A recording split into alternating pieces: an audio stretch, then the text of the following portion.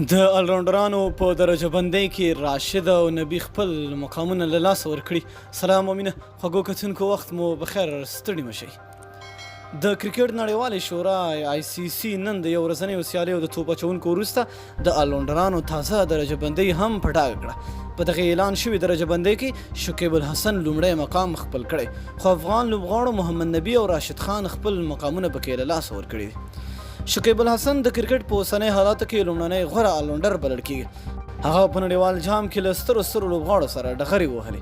نوموړی په 9 سیالیو کې په خپل مټ 2 سلیزې او 15 نیمه سلیزې د توپ وهنې پر مهال ووهلې. دغه راز 11 لوبغاړي هم وسوځول چې له همدې امله ورته لومړنی بهترینه الراونډر ویل شو. د الراونډرانو په درجه بندۍ کې د بنګلادیش لوبډلې تکړه لوبغاړی شکیب الحسن لومړی مقام له ځان سره لري.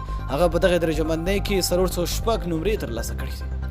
په دوهم ځای کې بیا د انګلستان لوبډلې الراونډر بن سټاکس قرار لري. هغه په نړیوال جام کې ښه کارکردګي وکړه او د افغان لوبغاړي محمد نبي ځای ونیوه.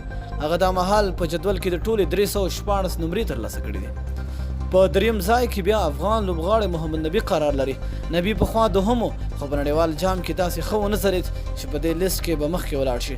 د همدې ښه نه ځلېدا له امله یوازې یو نمبر وروسته پاتې. اوس نو نبي په جدول کې ټولې 310 نمرې ترلاسه کړي.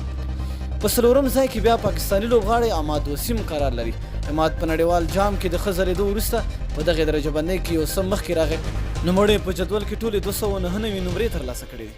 په 5م ځای کې بیا بل افغان لوبغاړی راشد خان قرار لري.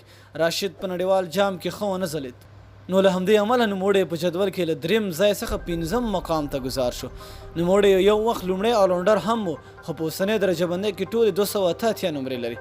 په 4م مقام کې بیا جیس هولډر قرار لري. هولډر د ویسټ انډیز لوبډل مشر دی.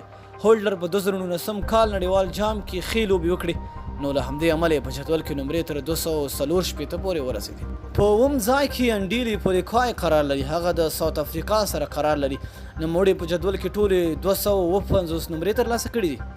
او په 8م مقام کې بیا د انګلستان کریس اوکس قرار لري. هغه په جدول کې ټولې 254 نمرې ترلاسه کړي دي. مینه او مننه چې ویډیو مو راسره تر پایه وکتل. د لا نورو ښکلو معلوماتو لپاره زموږ چینل در سره حتما سبسکرایب کړئ او خپل نظر مو لاندې په کمنټ کې راسره شریک کړئ. تر بلې ویډیو ته الله